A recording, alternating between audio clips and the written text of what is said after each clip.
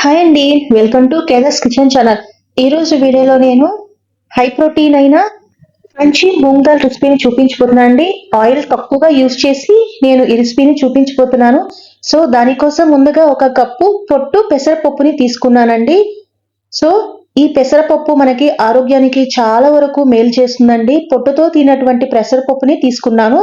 ఒక cup add చేసుకొని శుభ్రంగా వాష్ చేసుకుంటున్నాను.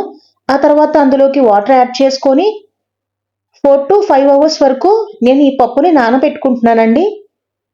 సో ఇప్పుడు 4 to 5 అవర్స్ తర్వాత పప్పు నానిపోయింది కదా.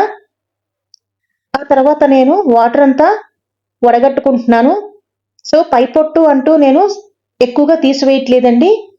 సో వడగట్టుకున్న తర్వాత నేను ఒక క్లాత్లో చక్కగా ఇలా ఆరబెట్టుకుంటున్నానండి.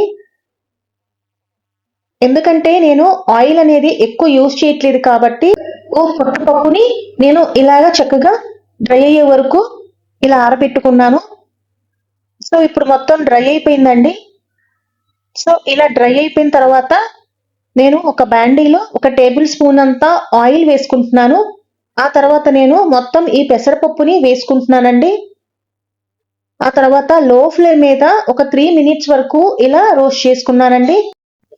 సో ఆ తర్వాత ఇదంతా బాగా క్రిస్పీగా ఫ్రై అయ్యే వరకు ఇలా రోస్ట్ చేసుకుంటున్నాను. లో టు మీడియం ఫ్లేమ్ మీద ఇలా క్రిస్పీగా అయ్యే వరకు ఫ్రై చేసుకుంటున్నానండి. ఇప్పుడు కలర్ అనేది చేంజ్ అయిపోయింది కదా. ఇప్పుడు నేను తీసి ఒక బౌల్లో వేసుకుంటున్నాను.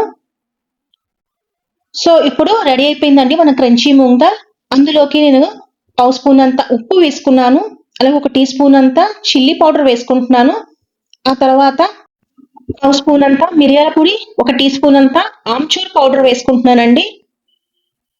నేను ఇందులో కాశ్మీరీ చిల్లీ పౌడర్ యాడ్ చేసుకున్నాను. మీరు నార్మల్ చిల్లీ పౌడర్ కూడా ఎండుమిర్చి పౌడర్ని వేసుకోవచ్చు.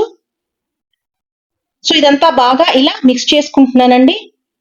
సో తర్వాత నేను ఒక ప్లేట్లో సర్వ్ చేసేసుకున్నాను. అంతేనండి, మన క్రంచీ మూంగ్ దాల్ రెడీ అయిపోయింది.